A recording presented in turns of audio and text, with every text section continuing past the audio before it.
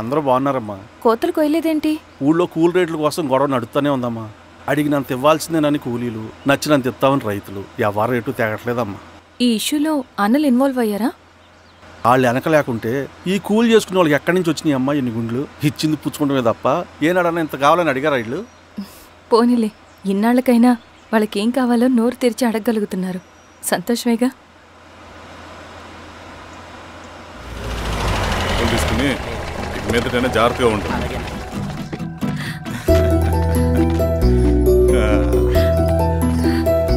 బాగున్నావమ్మా? బాగున్నానన్నయ్య, నువ్వెలా ఉన్నావు? బాగున్నాను. రా లోపలికి వెళ్దాం. రా కూర్చో. సో ప్రయాణం అంతా బాగానే జరిగింది కదా? నీ ఫేవరెట్ నెత్తిపూరి. రా వడ్డిస్తారా? ప్లేట్ తిప్పు. నాకొద్దన్నయ్య, నాకు మంచి కాఫీ తాగాలని ఉంది. అమ్మో, నీకు నచ్చినట్టు కాఫీ చేయాలంటే ఆ దేవుడి దిగి రావాలి తల్లి. ఏంటో అన్నయ్య, మంచి కాఫీ తాగకపోతే ఇక ఆ రోజంతా అదోలా ఉంటుంది నాకు. రేయ్ సామే, అర్థమైంది. శిరీష్ అమ్మకి మంచి కాఫీ కావాలి, అంతేగా నేను వెళ్ళి పట్టుకొచ్చేస్తా. ఎక్కడికి స్వామి? మన ఊళ్ళో మెగాస్టార్ హోటల్ ఉందమ్మా, అందులో కాఫీ చాలా బాగుంటది. నేను వెళ్ళి పట్టుకొచ్చేస్తా. స్వామి, కాఫీ అంటే అక్కడికి వెళ్ళి వేడి వేడిగా తాగాలి. నేను వస్తాను పద. అవునమ్మా, అక్కడ నేను కూడా తాగాను, చాలా బాగుంటుంది. వెళ్ళు. థ్యాంక్ యూ అన్నయ్య. ఆడుతూ పాడుతూ పని చేస్తాం. కాఫీ బాగుంది. ఎవరు చేశారు? మా రవణ పెట్టాడమ్మా. రవి? ఎవరు రమ్మను? రవణ మేడం పిలుస్తున్నారు.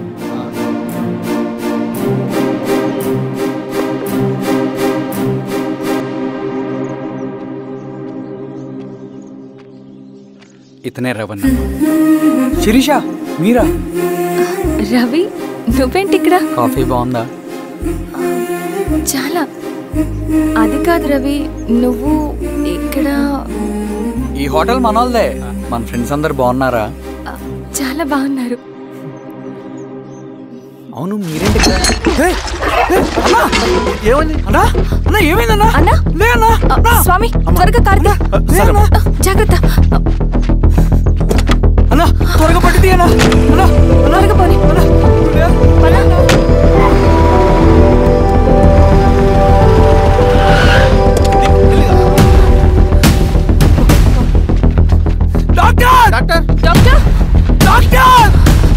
ఏమైంది డాక్టర్? త్వరగా చూడండి డాక్టర్. లోపల తీసుకురండి.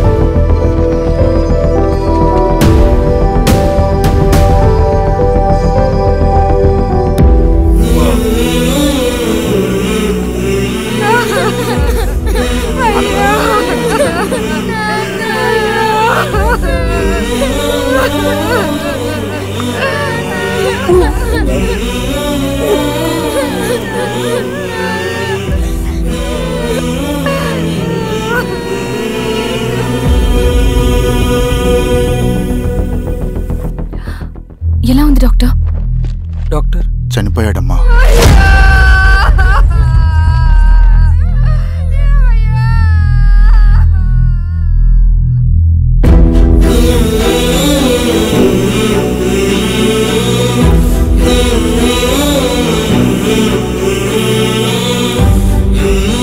ఆ పేపర్స్ ఏంటి రవి? అతని భూమికి సంబంధించిన పేపర్స్. ఒక సంవత్సరం నుంచి ఈ పేపర్స్ పట్టుకుని ప్రతిరోజు ఎంఆర్ ఆఫీస్ చుట్టూ తిరిగేవాడు. భూమిని తాకట్టు పెట్టి అప్పు తీసుకున్న పాపానికి టైంకి వడ్డీ కట్టలేదని అప్పిచ్చిన ఆ దొర ఎంఆర్ఓ ఆఫీస్లో లంచం ఇచ్చి భూమిని తన పేరు మీద రాయించుకున్నాడు. ఈ ఎంఆర్ఓ ఆఫీస్లో ఎవరు నిజాయితీగా పనిచేయట్లేదండి. చెట్టు కట్టి నరకాలు ఒక్కొక్కడిని. నరికేయడమేంటి రవి? నువ్వు కాగితం మీద ఒక బొమ్మ గీస్తావు, ఒక చోట సరిగ్గా రాదు, ఏం చేస్తావు? ఎరేజర్తో సరిచేస్తావా, లేకుంటే ఆ పేపర్ని చింపేస్తావా? మరి మనుషుల విషయంలో ఎందుకు రాదు ఆ ఆలోచన? తప్పు చేసిన ప్రతి ఒక్కరిని నరుక్కుంటూ పోతే చివరికి మిగిలేది మనుషులు కాదు, శవాలు.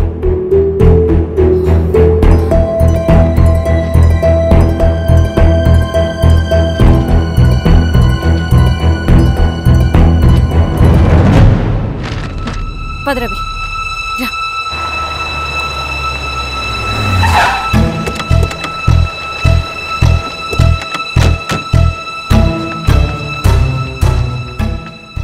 పానుకోటి నర్సయ్య ల్యాండ్ ఎవరు చూస్తున్నారు? మీరెవరు? ఇదిగోండి అప్లికేషన్. ఇది డిస్ప్యూట్ ల్యాండ్, ఎవడేం చేయలేడు. నీ నిర్లక్ష్యం, నీ లెక్కలేనితనం వల్ల ఒక నిండు ప్రాణం పోయింది. ఒక కుటుంబమే రోడ్డు మీద పడింది తెలుసా? ఏంటో మా గొడవ?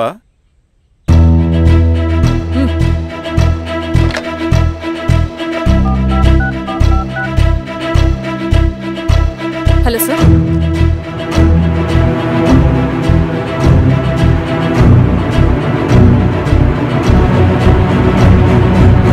Okay sir.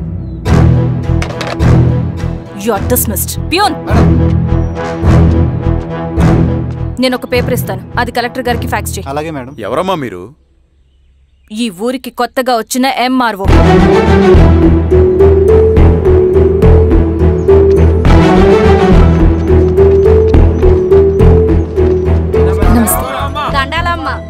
మీ పరిస్థితులు నాకు తెలుసు. పని చేస్తేనే మీకు పూట గడుస్తుంది. పనులు మానుకుని మీరు ఈ ఆఫీస్ చుట్టూ తిరగాల్సిన అవసరం లేదు. మరి ఎట్టాగమ్మా? నేనే మీ ఊరొస్తాను. ఆ రోజు అరగంట వీలు చూసుకుంటే చాలు, మీ పని పూర్తయిపోతుంది. దండాలమ్మా.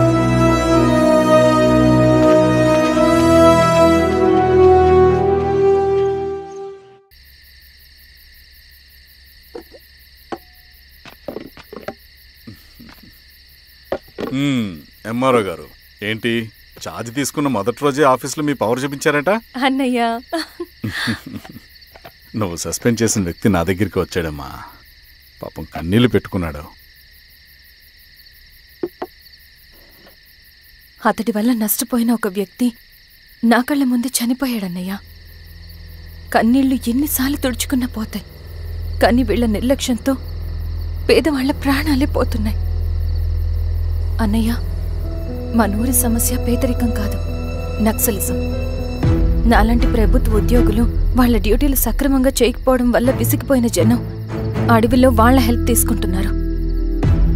ఒక వ్యవస్థ ఇక్కడ సరిగ్గా పనిచేయనందుకే మరో వ్యవస్థ అక్కడ పుట్టింది. అందుకే నా పన్నం చేయనివ్వండి. స్నానం చేసిరండి, భోజనం చేద్దాం.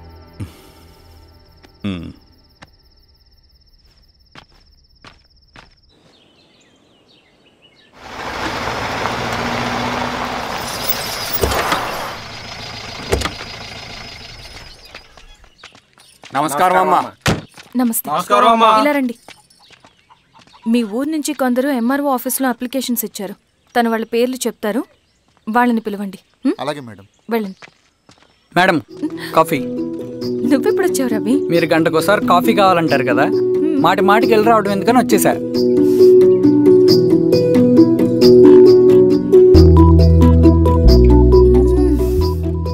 రవి, ఈ కాఫీ కోసమైనా నేను పెళ్లి చేసుకోవచ్చు. అదేంటి అలా అనేసారు? That's a compliment. భలే వారండి బాబు. నమస్కారం. రండి రండి. ఎంఆర్ఓ శిరీషారెడ్డి గారు. శిరీష రెడ్డా? శిరీష అనే పిలవచ్చుగా. అమ్మమ్మ, పులికి పంచాలాగా సింహానికి చూలాగా అది మన ఐడెంటిటీ, అదంతా ఉండాలి. సరే బాబాయ్, నేను ఫ్రెష్ అయ్యేస్తాను, మీరు కానివ్వండి. అయినా ఈ కాలం చదువుకున్న ఆడపిల్లలతో మాట్లాడటం చాలా కష్టం. చుట్టుపక్కల శిరీషుకున్న ఇమేజ్ మనకి చాలా మంచి అయింది ఈశ్వరా. నేను అడగకముందే పార్టీ హైకమాండ్ సర్వే చేయించి నీకే ఫేవర్గా ఉండడం వల్ల టికెట్ ఇచ్చింది.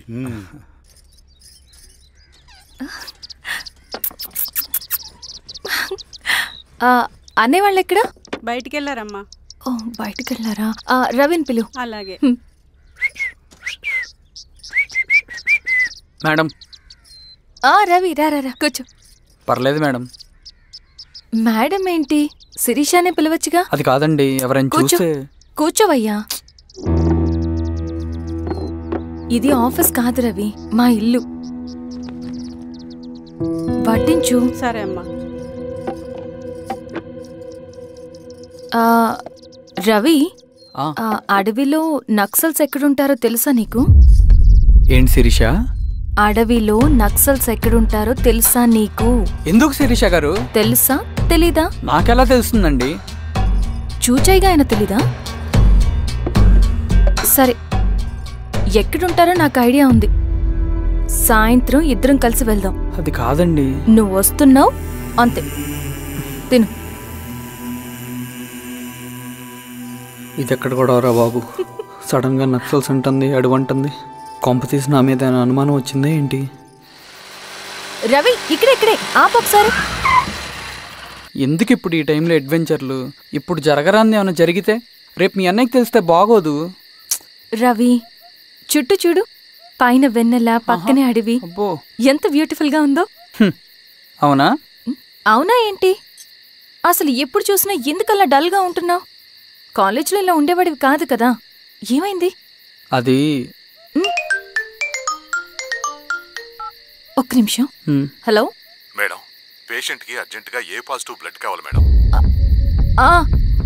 రవి అర్జెంటుగా హాస్పిటల్కి పోని.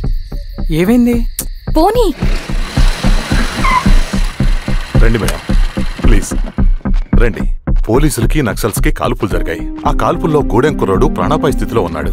తన బ్లడ్ మీ బ్లడ్ సేమ్. ఆ బ్లడ్ గ్రూప్ మా హాస్పిటల్లో లేదు. అందుకే మీకు కాల్ చేశాను. ఓ అవునా?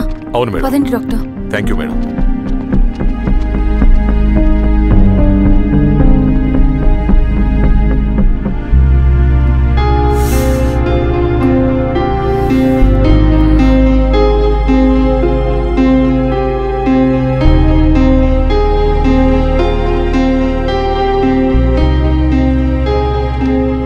Thank you madam. పర్లేదు డాక్టర్. ఇప్పుడు అతనికి ఎలా ఉంది? తను స్పృహలో లేడు మేడం. రవి నీ దగ్గర మనీ ఉందా? ఉన్నాయి. ఇవ్వు. ఇది అతనికి అందించండి, జాగ్రత్తగా చూసుకోండి. అలాగే మేడం. అమ్మా భోజనం తీసుకురమ్మంటారా? నాకేమొద్దు. భోంచేయకపోతే ఆరోగ్యం పాడవుతుంది శిరీష. నువ్వు వెళ్ళి తీసురా అమ్మా. సరే. రవి నాకు ఒక మంచి కాఫీ చేసిస్తావా? తలనొప్పిగా ఉంది. చేసిస్తా కానీ తర్వాత నువ్వు భోంచేయాలి.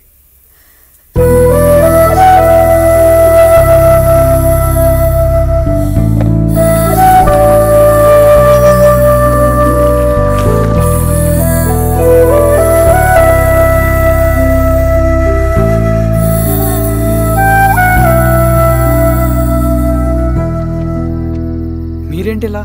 మంచినీళ్ళ కోసం వస్తున్నాను. ఓ లోపలున్నాయి, పదండి.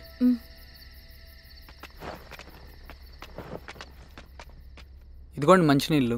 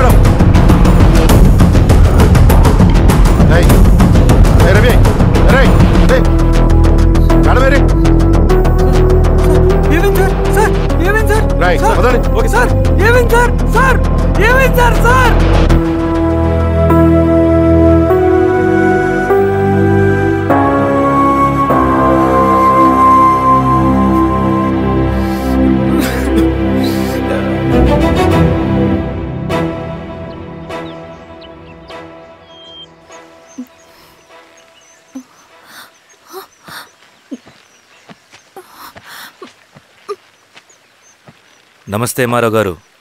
మా అడవిలో మర్యాదలు ఇలాగే ఉంటాయి. షాక్ అవ్వాల్సిన అవసరం లేదు. జెడ్పీటీసీ ఎలక్షన్ జరగటం మాకు ఇష్టం లేదు. అవి ఆగాలంటే 2 దారులున్నాయి. ఒకటి మీరు విత్డ్రా చేసుకోవాలి, లేదా మీరు చనిపోవాలి.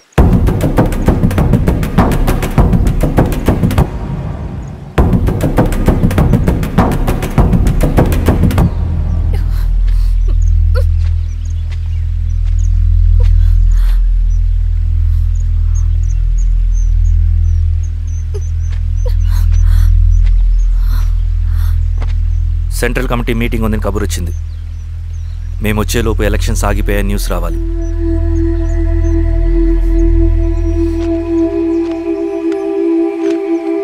ఇదిగో రవి. లాల్ సలాం కామ్రేడ్.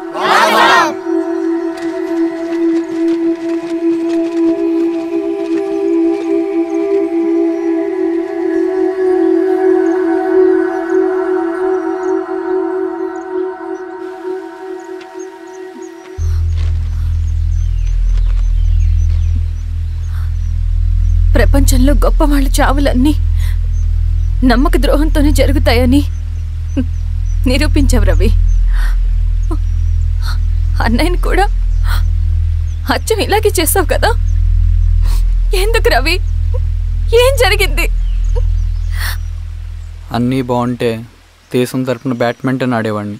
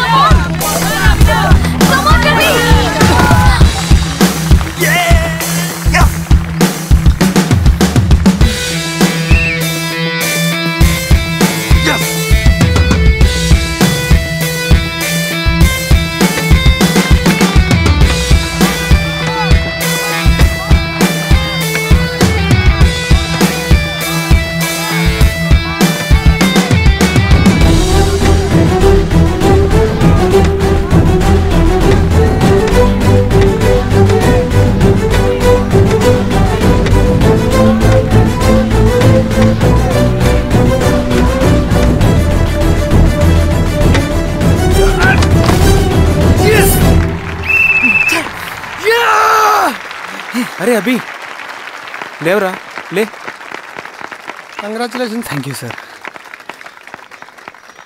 రవి, కంగ్రాచులేషన్స్.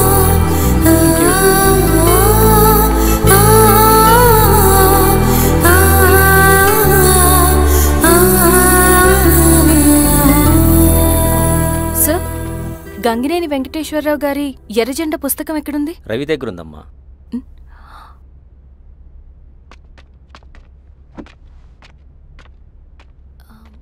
రవి, మీకు ఈ బుక్స్ అంటే ఇష్టమా? అవును, నీకు కూడానా? నేను ఇప్పుడిప్పుడే చదువుతున్నా. సైలెన్స్. క్యాంటీన్కి వెళ్ళి మాట్లాడుకుందామా? ఓకే.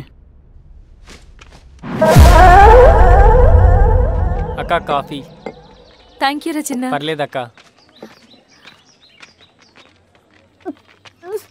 అయ్యో, కాఫీ అస్సలు బాలేదు. 1 మినిట్, ఇప్పుడే వస్తా.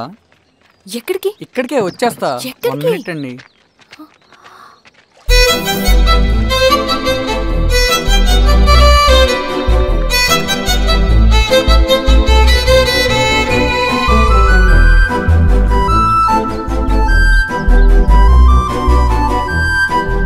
ఒకసారి ఈ కాఫీ టేస్ట్ చేయండి.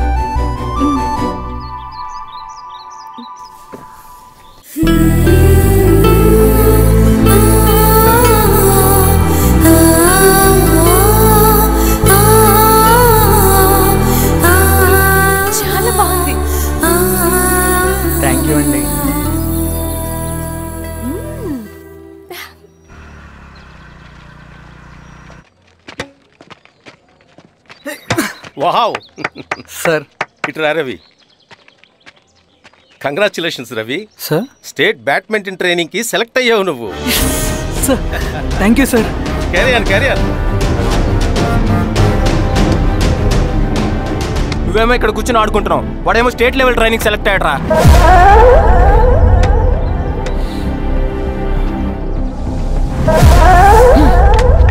అరే మొత్తానికి నువ్వు అనుకున్నది సాధించావురా.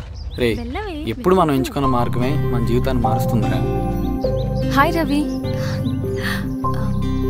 All the best Ravi. నీకోసమే తీసుకో. Thank you. బాయ్.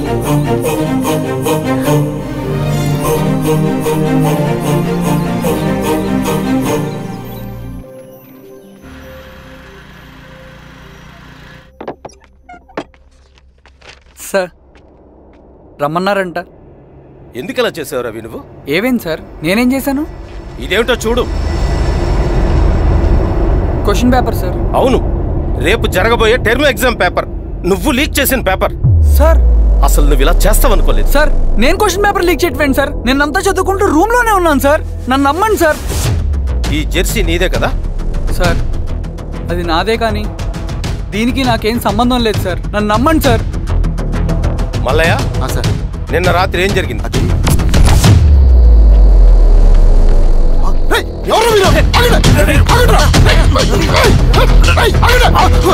సార్ అతను అబద్ధం చెప్తున్నాడు సార్. నాకేం తెలియదు సార్. నేను దొంగతనం చేయలేదు సార్. నన్ను నమ్మండి. ఐఎమ్ వెరీ సారీ రవి, నేనేం చేయలేను.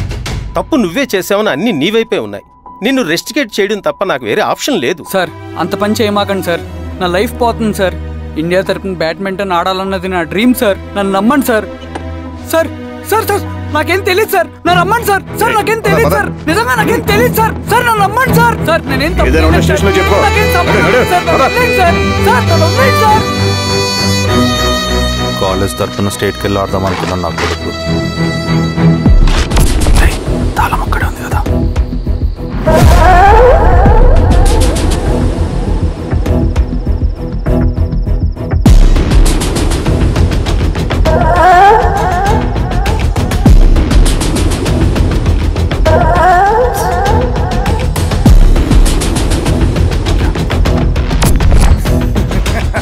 రేపు జైల్లో ఆడుకుంటారా బ్యాడ్మింటన్?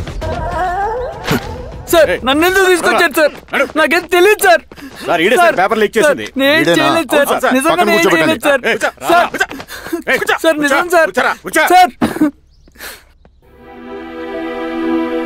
రేయ్, నీ తరపున ఎవరు లేరా? వచ్చి ఫోన్ చేసుకో త్వరగా.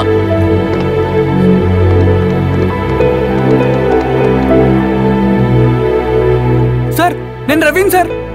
రవి చెప్పు. సార్ నేను పోలీస్ స్టేషన్ లో ఉన్నాను సార్. మీరు నాన్న అర్జెంట్ గా రండి sir please sir. Police station ఏమైంది రవి? ముందు మీరు రండి సార్ ప్లీజ్. నేను చెప్తాను సార్. సరే సరే వస్తున్నా. వెళ్ళి కూర్చో సార్. అయ్యా దండలయ్య. రే రవి నాకేం తెలియదు. నీ కొడుకు క్వశ్చన్ పేపర్స్ దొంగతనం చేసి దొరికిపోయాడు. ఎఫ్ఐఆర్ రాసి కేసు పెడితే జైలు శిక్ష పడుతుంది. అలా కాకుండా కేసు క్లోజ్ చేయాలంటే 2 లక్షలు కావాలి. వెళ్ళి తీసుకుంట్రా. అర్థమైందా? ఏయ్, నా సంగతి నీకు తెలుసు కదా. లోపలేస్తే 10 సంవత్సరాలు బయటికి రాడు. వెళ్ళి డబ్బులు కొట్టరా.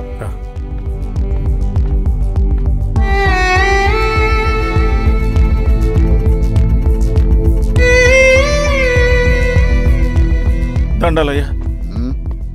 ఇదిగోనయ్యా 2 లక్షలు.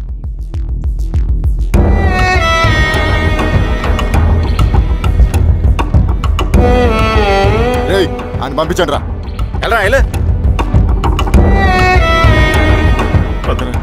నిజంగా దీనికి నాకేం సంబంధం లేదు నాన్న. త్వరగా దున్నండి రా. బంగారం లాంటి భూమిది.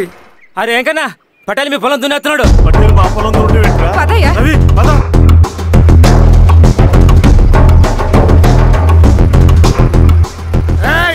కానీ ఏంట్రా? అయ్యా మా పొలంలో మీరు దున్నుతున్నారంటే నా పొలంలో నేను దున్నకుంటే వాడు దున్నుతాడా? ఏంద్రా అన్యాయము? పొలం అమ్మినావు కదా, కొనుక్కున్న పొలంలో దున్నుతుంటే అన్యాయం అంటారేంట్రా?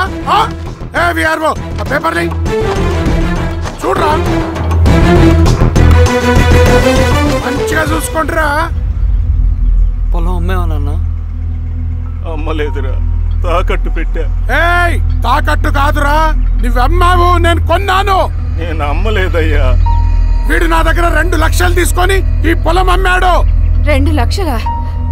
ఎందుకో?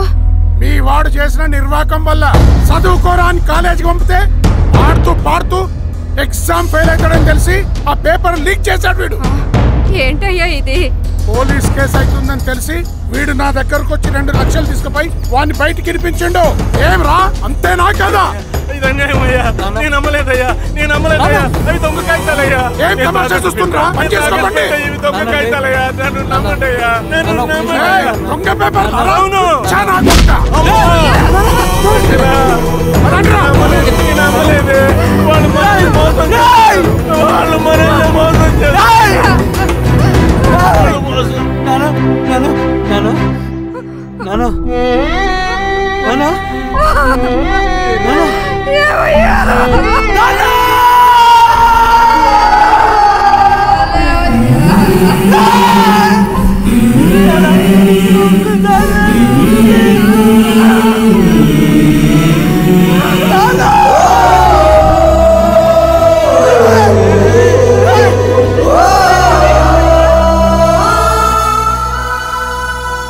నాన్న చనిపోయిన తర్వాత మా భూమి కోసం వెళ్ళి పై అధికారులను కలిశాను, కానీ వాళ్ళు కూడా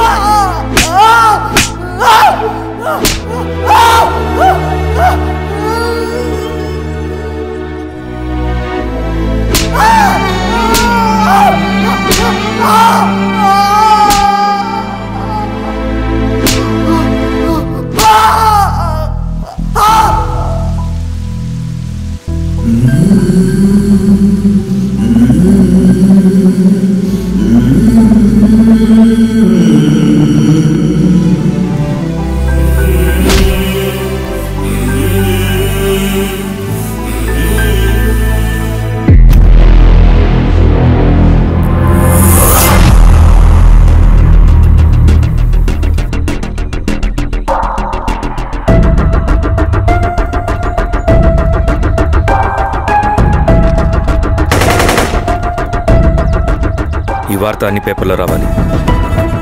ఈ లెటర్ బాధితుడికి అందించండి. లాల్ సలాం. లాల్ సలాం.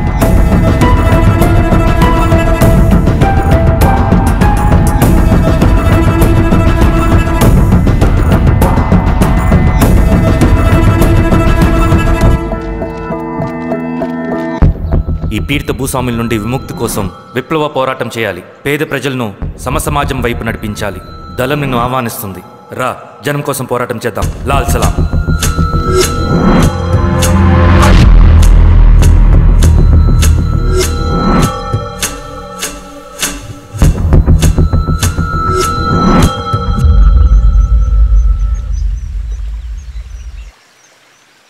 నాకు పట్టిన గతి ఇంకెవ్వరికీ పట్టకూడదని ఉద్యమంలోకి వచ్చాను. ఇన్ఫార్మర్గా చేరాను. దానికోసం ఎంతమందినైనా చంపుతాం, చేస్తాం. కానీ మేము అనుకున్న సమసమాజం తీసుకొస్తాం. కమ్యూనిస్ట్ రాజ్యాన్ని స్థాపిస్తాం. సమసమాజమా అంటే? రష్యాలో, చైనాలో, వియత్నంలో మా కమ్యూనిస్టులు విప్లవం ద్వారా సాధించిన ఆదర్శ సమాజం. Lenin, Stalin, Mao, Che Guevara, Fidel Castro సృష్టించిన కులాలు, మతాలు, వర్గాలు, వర్ణాలు లేని ఒక సామ్యవాద స్వర్గం. అదే మేం కలలుగనేది. దానికోసమే మేం పోరాడేది. నాకు తెలిసి నాజీ పార్టీలో గోబెల్స్ తర్వాత అంత ప్రొపగాండా మీ కమ్యూనిస్టులు తప్ప ఈ ప్రపంచంలో ఎవ్వరూ చేసుండరు. ఉక్కు మనిషి స్టాలిన్, మానవీయుడు మావో, ఎర్ర జెండా వెలుగు ఇలాంటి కమ్యూనిస్టు పుస్తకాలు చదివితే ప్రపంచవ్యాప్తంగా కమ్యూనిస్టులు సాగించిన మారణ హోమాల గురించి నీకు తెలీదు రవి. స్టాలిన్ మొత్తం ఎంతమందిని చంపాడో తెలుసా? 2 కోట్ల మందిని. మనుషుల్ని చంపడంలో హిట్లర్నే మించిపోయాడు. చాలా మందిని సైబీరియన్ లేబర్ క్యాంపులకు పంపి దారుణంగా హింసించి మరీ చంపేశాడు. 2వ ప్రపంచ యుద్ధంలో బెర్లిన్ని ఆక్రమించిన రష్యన్ సైనికులు 8 ఏళ్ల నుండి 80 ఏళ్ల వయసులో కంటికి కనపడిన ఏ స్త్రీని వదలకుండా సామూహిక మానభంగం చేశారు. అది కూడా మీ కమ్యూనిస్ట్ దేవుడు స్టాలిన్ హయాంలోనే జరిగింది. ఇక మీ మావోయిస్టుల భగవంతుడు China chairman Mao Zedong great leap forwarded cultural రెవల్యూషన్ల పేరుతో 14 నుంచి 20 మిలియన్ల ప్రాణాలని పొట్టను పెట్టుకున్న మహానుభావుడు. ఇది మీ కమ్యూనిస్ట్ దేవుళ్ళు రాసిన రక్త చరిత్ర. ఆ దేశాలలో పేపర్లు ఉండవు, టీవీలు ఉండవు, స్వతంత్రమే ఉండదు. 1962లో చైనా మన దేశం మీదకి దాడి చేసి భూభాగాన్ని ఆక్రమించినప్పుడు ఒక్కరు కూడా నోరు మెదపలేదు.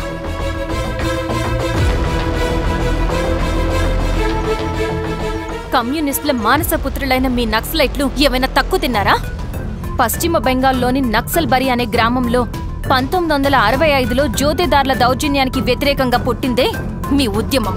ఏ for arms, B for Bengal, C for Charu Majumdar. చారు మజుందార్ చెప్పిన స్టేట్మెంట్ గుర్తుందా? వర్గశత్రువుని ఖతం చేసి వాడి నెత్తుట్లో చేతులు ముచ్చని వాడు విప్లవకారుడు ఎలా అవుతాడు? అక్కడి నుంచి మొదలైంది మీ నక్సల్స్ హింసాకాండ. 1965 నుంచి ఇప్పటిదాకా 1,00,000 మందిని ఉద్యమం పేరుతో చంపేశారు. కేఎస్ వ్యాస్, పరదేశీ నాయుడు, ఉమేష్ చంద్ర, శ్రీపాదరావు, దుగ్గిరాల వెంకట్రావు, హైగ్రీవాచారి, బుడ్డా వెంగల్ రెడ్డి, ఇలా చెప్పుకుంటూ పోతే ఎంతో మంది మీ చేతుల్లో చంపబడ్డారు. ఇంతమందిని చంపి ఏం సాధించారు మీరు? కంపెనీలు తెచ్చారా?